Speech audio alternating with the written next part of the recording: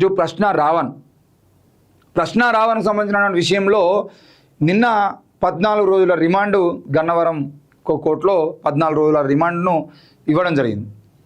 ఎందుకు మరి అంతకుముందు 4 సార్లు 4 కేసుల్లో బెయిల్ వచ్చింది కదా, ఈసారి ఎందుకు ఆయన జైలు పోవాల్సి వచ్చింది అని అంటే కేవీఆర్ కేవలం అరెస్టు కాగానే కోర్టుకు పోగానే కనీసం కోర్టులోకి జడ్జి రాకుండానే ఆమె ఛాంబర్లో ఉండి అంటే కోర్టు జడ్జి గారి ఛాంబర్లో నుండే 14 రోజుల రిమాండ్ ఇవ్వడం జరిగింది. ఎందుకు ఆడ కేసు నారాలో కేసుది కాబట్టి. కానీ పవన్ కళ్యాణ్ విషయానికి వస్తే పవన్ కళ్యాణ్కు సంబంధించిన విషయంలో 4 కోర్టులలో ఫస్ట్ పిఠాపురం, సర్పవరం, ఇట్లా అమలాపురం ఇవి ఏవి చూసుకున్నా కూడా మచిలీపట్నం ఇవి 4 కోర్టులలో ఆయనకు బెయిల్ వచ్చింది. ఎందుకు వచ్చింది? ఈయన మాట్లాడినటువంటి మాటలు ఏవైతే ఉన్నాయో ఆ మాటలన్నీ కూడా 100కి 100% పవన్ కళ్యాణ్ మాట్లాడిన మాటలే అని జడ శ్రవణ్ గారు నిరూపించారు. కోర్టులు కూడా నమ్మినాయి. రెండోది ఏంటంటే పవన్ కళ్యాణ్ విషయంలో ఏ విషయాన్ని సీరియస్ చేసుకున్నా కూడా పవన్ కళ్యాణ్ జైలు పంపించేటువంటి కేసులు కూడా పెట్టాల్సి వస్తుంది అని చెప్పేసి కోర్టులు కూడా నమ్ముతున్నాయి. ఈరోజు ఏలూరు సభలో రావణ్ అనే వ్యక్తి మాట్లాడినటువంటి మాటలు ఏవైతే ఉన్నాయో ఆ రావణ్ మాట్లాడిన మాటలు కేవలం ఆయన మాటలు కాదు, అవన్నీ కూడా పవన్ కళ్యాణ్ మాట్లాడిన మాటలు, పవన్ కళ్యాణ్ మాట్లాడిన మాటలను తీసుకొచ్చి ఈయన ఇక్కడ ప్రజెంట్ చేయడం జరిగింది. మరి ఈయన మీద కేసు అయితే, ఈయన దేశద్రోహి అయితే పవన్ కళ్యాణ్ ఏంటిది అనే ప్రశ్న ఈరోజు కోర్టుల ముందు పవన్ కళ్యాణ్కు సంబంధించిన విషయంలో జడ శ్రవణ్ గారు పెడుతున్నటువంటి ప్రశ్నలు. ఈరోజు రావణ్ మాట్లాడిన తప్పైతే పవన్ కళ్యాణ్ మాట్లాడింది ఏంటి? మరి పవన్ కళ్యాణ్ కదా రెచ్చగొట్టింది, చెప్పులు చూపిస్తాం, అటు ఇటు కొడతాం అని చెప్పేసి చెప్పినటువంటి మాటలు ఏవైతే ఉన్నాయో అవి పవన్ కళ్యాణ్ డైలాగులు కదా. పవన్ కళ్యాణ్ డైలాగులోనే యాజ్ టీజ్గా మాట్లాడినటువంటి రావణ్ది తప్పైతే పవన్ కళ్యాణ్ ఏంది? ఈరోజు చాలామంది మాట్లాడుతూ ఉన్నారు, ఏంటి రావణ్ రెచ్చగొడుతూ ఉన్నాడు, తప్పుదారిలో ప్రయాణం చేసేటట్టు యువతను రెచ్చగొడుతూ ఉన్నాడు, దేశం మీదనే మొత్తం యుద్ధం ప్రకటించాలని అంటున్నాడంటే అవన్నీ ఈరోజు రావణ్ మాట్లాడుతున్న మాటలు కాదు, అవన్నీ పవన్ కళ్యాణ్ మాటలు. వీటిని కూడా అర్థం చేసుకోవాల్సిన అవసరం ఉంది. నిన్న కొంతమంది అయితే దేశద్రోహం అని చెప్పేసి నేను దేశభక్తుని కాదు అని చెప్పేసి ఇంతకుముందు ఆయన చేసినటువంటి వీడియో ఏదైతే ఉందో ఆ వీడియోను చూపించి సగానికి కడిగేసి చూపించడానికి ప్రయత్నం చేస్తున్నారు. మనం ఒకసారి ఆ వీడియో చూద్దాం. నేను దేశభక్తుడిని కాదు, నాకు దేశం అంటే భక్తి లేదు. మీరు కరెక్ట్ గానే ఉంటున్నారు. నాకు దేశం అంటే భక్తి లేదు, నేను దేశభక్తుడిని కాదు. ఇక్కడి వరకు వాళ్ళు వినిపిస్తున్నటువంటి డైలాగ్. అసలు దీని తర్వాత ఏం మాట్లాడినది కదా మెయిన్ ఇంపార్టెంట్. ఇప్పుడు దాని తర్వాత ఏం మాట్లాడిన ఒకసారి చూద్దాం. అసలు దేశం అంటే భక్తి ఎందుకు ఉండాలి? భక్తి ఉండడం అంటే నాకు దేశం మీద గౌరవం ఉంది. దేశం మీద గౌరవం అంటే అదేదో దేశంలో ఉన్న మట్టి మీద గౌరవం కాదు, దేశంలో ఉన్న మనుషుల మీద గౌరవం. అంటే కులాలు, మతాలు, ప్రాంతాలు, వర్ణాలు, వర్గాలు ఇవేవి చూడకుండా మనిషిని మనిషిలా చూస్తూ మనిషిని మనిషిలా గౌరవిస్తూ ఉండటం, అది నేను దేశానికి ఇచ్చే గౌరవం. అంతేగాని నాకు పక్కనోడిని కులంతో, మతంతో, ప్రాంతంతో, వర్ణంతో, వర్గంతో వివక్ష చూపిస్తూ దేశం అంటే మాత్రం నాకు ప్రేమ ఉంది, కానీ వాడు మాత్రం దళితుడు, వాడు మాత్రం నిమ్న వర్గాలకు చెందినవాడు, నేను రెడ్డిని, నేను కమ్మని, నేను కాపుని, నేను అది, నేను ఇది, నేను హిందువుని, నేను క్రిస్టియన్ని, నేను ముస్లిం అని చెప్పి వ్యత్యాసాలు చూపిస్తూ దేశం అంటే మాత్రం నాకు భక్తి ఉందంటే వినటానికి ఇక్కడ ఎవడో ఎర్రి. సో ఇది నిన్న దేశభక్తికి సంబంధించినటువంటి విషయంలో నిన్న ప్రశ్న రావణ్ మీద చేస్తున్నటువంటి ట్రోలింగ్ ఏదైతే ఉందో దానికి సంబంధించినటువంటి పూర్తి వీడియో ఇది. మేము కూడా అదే చెప్తా ఉన్నాం. ఈ దేశంలో బతకాలంటే దేశభక్తునిగా ఉంటే సరిపోతుందా?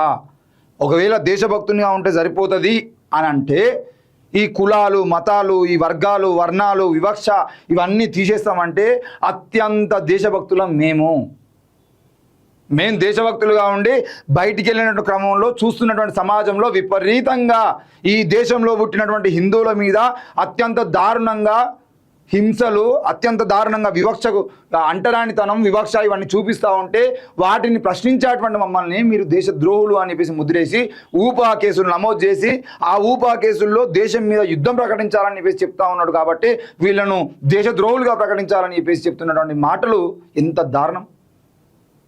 ఆయన అన్నటువంటి ఎస్ మేము దేశభక్తులం కాదు అని చెప్పేసి అన్నటువంటి మాటలో దేశభక్తి అని అంటే కేవలం దేశాల్లో ఉన్నటువంటి మట్టిని ప్రేమించడం కాదు, ఈ దేశంలో ఉన్నటువంటి ప్రజల్ని ప్రేమించడం, కులం లేకుండా, మతం లేకుండా, రాజకీయం లేకుండా, రంగు లేకుండా, వివక్ష లేకుండా, వర్ణం లేకుండా, ఏది లేకుండా ఈ దేశంలో ఉన్నటువంటి సమస్త ప్రజల్ని ప్రేమించేవాడే నిజమైన దేశభక్తుడు అని చెప్పేసి ప్రశ్న రావని అంటున్నాడు. మేము అంటున్నాం లేదు, మేము కులాన్ని చూసే ప్రేమిస్తాం, మేము మతాన్ని చూసే ప్రేమిస్తాం, మేము రంగును చూసే ప్రేమిస్తాం, మేము వర్ణాన్ని చూసి ప్రేమిస్తాం, మేము వివక్షను పాటిస్తాం, అయినా కూడా మేమంతా దేశభక్తులం, అన్ని కులాలు ఉన్నప్పటికీ కూడా మేము కేవలం హిందువులు అని చెప్పేసి మాట్లాడేటువంటి మీరు సరైన వాళ్ళ లేదు కాదు అని చెప్పేసి చెప్తున్నాడు. ప్రశ్న రావని కరెక్ట్ అయిన వాడా అనేది మీరు అర్థం చేసుకోవాలి, ఈ వీడియో చూస్తున్న వాళ్ళు అర్థం చేసుకోవాలి. అవసరమైతే మీ అభిప్రాయాన్ని కామెంట్ రూపంలో రాయండి. ఈరోజు ఇంకా మరో విషయంలో ఆయన ఏమంటున్నారు, ఉగ్రవాదులకు సంబంధించిన విషయంలో కూడా ఆయన మాట్లాడిండు. ఉగ్రవాదులకు కూడా హక్కులు ఉంటాయని మాట్లాడంటే ఎస్, బరాబర్ ఈ ప్రపంచంలో ప్రతి ఒక్కరికి హక్కులు ఉంటాయి. నువ్వు పక్క రాష్ట్రాన్నో పక్క దేశమానో తీసుకొచ్చి ఇక్కడ అరెస్ట్ చేసి ఇక్కడ కేసు పెట్టి ఇక్కడ ఉరిశిక్ష తీస్తా అంటే తప్పకుండా దేశానికి సంబంధించిన వాళ్ళకి సమాచారం ఇవ్వాల్సిన అవసరం కూడా ఉంటుంది. వాళ్ళు అక్కడ బహిష్కరణ గురైనటువంటి వ్యక్తులైతేనో లేదంటే అక్కడ బ్యాన్ చేయబడినటువంటి సంస్థలకు సంబంధించిన వ్యక్తులైతేనేమో అయినా కూడా వాళ్ళ సమాచారం ఇచ్చి ఇక్కడ ఉరిశిక్షలు వేసిన సందర్భాలు ఉన్నాయి, ఇక్కడ ఎన్కౌంటర్లు చేసిన సందర్భాలు ఉన్నాయి, ఏమైనా ఉన్నాయి. ఇప్పుడు ప్రశ్న రావణ్ వాళ్ళ హక్కుల గురించి మాట్లాడినని చెప్పేసి మాట్లాడుతున్నటువంటి వాళ్ళు ఈ దేశంలో ఏ ఒక్క ఉగ్రవాది అయినా పట్టుబడ్డప్పుడు తీసుకుపోయి మీరు కోర్టులో నిలబెట్టినప్పుడు ఆయనకు హక్కులు ఉండే, ఆయన కాల్చిపడాయని చెప్పేసి ఏ కోర్టు కూడా చెప్పలేదు కదా. అజ్మల్ కసబ్ లాంటి వాళ్ళనే నిన్ను కోర్టుకు తీసుకుపోయేదంటే తీసుకెళ్ళి ఆయనకు యావజ్జీవ కారాగార శిక్ష చేయండి అని చెప్పేసి, అంటే ఉరిశిక్ష చేయండి అని చెప్పేసి తీసుకుపోయి ఆయన యావజ్జీవ కారాగార శిక్షను ఉరిశిక్షను వేస్తారు తప్ప తీసుకెళ్ళి ఈయనే కదా ఉగ్రవాది చంపేయండి కోర్టులో అని చెప్పేసి చెప్పరు కదా. వాళ్ళకి హక్కులు ఉంటాయి, వాళ్ళు కూడా మనుషులే, వాళ్ళని మార్చాలనే ప్రయత్నం కూడా చేయాలని చెప్పేసి కూడా భారత రాజ్యాంగం చెప్తుంది. వాళ్ళని మార్చే ప్రయత్నంలో భాగంగానే కదా వాళ్ళకు శిక్షలు వేసేది.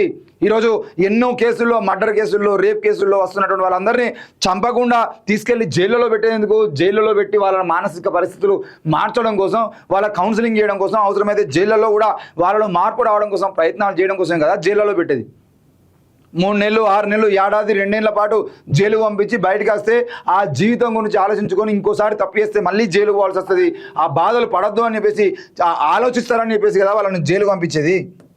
అంతే తప్ప మీకు మీరుగా ఏదో రావణ్ మాట్లాడింది కాబట్టి మేము వ్యతిరేకిస్తాం, రావణ్ మాట్లాడింది కాబట్టి మేము దాన్ని పట్టించుకోం, రావణ్ మాట్లాడింది కాబట్టి తప్పు అని అంటే అవే మాటలు పవన్ కళ్యాణ్ చాలాసార్లు మాట్లాడినండి. ఇదే ముస్లింలకు సంబంధించినటువంటి విషయాలు పవన్ కళ్యాణ్ మాట్లాడిన సందర్భాలు ఉన్నాయి, నరేంద్ర మోడీ మాట్లాడిన సంబంధాలు ఉన్నాయి.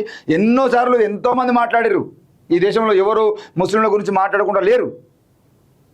ముస్లింలను వ్యతిరేకిస్తాం, క్రిస్టియన్లను వ్యతిరేకిస్తాం, నాస్తికులను వ్యతిరేకిస్తాం, కమ్యూనిస్టులను వ్యతిరేకిస్తాం. మరి మీ నాయకులు ఎన్ని సందర్భాల్లో కమ్యూనిస్టులను కలిసిరు, ఎన్ని సందర్భాల్లో నాస్తికులను కలిసిరు, ఎన్ని సందర్భాల్లో గద్దర్ చచ్చిపోతేనేమో నరేంద్ర మోడీ సంతాపం ప్రకటిస్తాడు, అదే గద్దర్ను అమిత్ షా విమర్శిస్తాడు. గద్దర్ బతుకున్నప్పుడు ఈ జన సైనికులు గద్దరు సంబంధించిన విషయంలో ఒక పవన్ కళ్యాణ్ మాట్లాడినప్పుడు ఒక కామెంట్ పెడతారు, మళ్ళీ గద్దర్ పాటలు వింటున్న క్రమంలో వీళ్ళు ఇదే పవన్ కళ్యాణ్ జనసేన సైనికులు మాత్రం వేరే కామెంట్లు పెడతారు. నాకు ఆదర్శమైనటువంటి వ్యక్తి అని చెప్పేసి పవన్ కళ్యాణ్ చెప్పినప్పుడు సూపర్ జోహార్ గద్దర్ అని చెప్పేసి కామెంట్లు పెట్టిన వాళ్ళే భారతదేశం భాగ్యసీమర అనే పాటలో భరత మాతను బజారు కీడ్చిన బాడకావులీల్లో అనే మాట వచ్చినప్పుడు మాత్రం వీళ్ళు యాక్సెప్ట్ చేయకుండా గద్దర్ మీద కామెంట్లు చేస్తూ ఉంటారు, దేశద్రోహి అని కామెంట్లు చేస్తూ ఉంటారు. సో మీకంటూ ఒక మైండ్ సెట్ లేకుండా దేశం గురించి మాట్లాడి, హక్కుల గురించి మాట్లాడి, ఇక్కడ ఉన్నటువంటి భారత రాజ్యాంగాన్ని ప్రేమించి భారత రాజ్యాంగం ప్రకారం ఈ దేశ పాలన కొనసాగాలని చెప్పేసి మాట్లాడేటువంటి వాళ్ళ మీద, కులాలు మతాలు వివక్షలు లేకుండా ఈ సమాజం ముందుకు పోవాలని చెప్పేటువంటి వాళ్ళ మీద మీరు ఎన్ని కుట్రలు చేసినా కూడా తప్పకుండా ఆ కేసులన్నీ కొట్టివేయబడతాయి. ఆ విషయాన్ని కూడా మీరు గుర్తుపెట్టుకోవాల్సిన అవసరం ఉంది. 4 సార్లు బెయిల్ వచ్చినటువంటి వ్యక్తి మీద మీరు ఊపా కేసు పెట్టి జైలు పంపించే ప్రయత్నం చేస్తే అది పెద్ద విషయమేం కాదు. ప్రశ్న రావని పోతే ఇంకోరు పోయి చిరంజీవి రాజకీయాల్లోకి వెళ్ళి పక్క జరిగిన తర్వాత పవన్ కళ్యాణ్ లేడా, పవన్ కళ్యాణ్ తర్వాత ఆయన వారసుడు రాడా, మనం ఆయన జెండాలు మోయమా? చిరంజీవి జెండాలు మోసినాం, పవన్ కళ్యాణ్ జెండాలు మొత్తం, రామ్ చరణ్ జెండాలు మొత్తం, వాళ్ళ తర్వాత వాళ్ళ కొడుకో బిడ్డ వస్తే వాళ్ళ జెండాలు మొత్తం, మన జీవితం మొత్తం జెండాలు మోస్తూనే ఉన్నాం కదా. ఇంతే ప్రశ్నలు కూడా అంతే. ప్రశ్న పోతే రావణ్ పోతే ఇంకో ప్రశ్నించడానికి ఇంకో గొంతు వస్తుంది. ఆ విషయాన్ని మీరు గుర్తుపెట్టుకుంటే బాగుంటుంది. ఇక మానని చేసేటువంటి ప్రయత్నం చేద్దాం.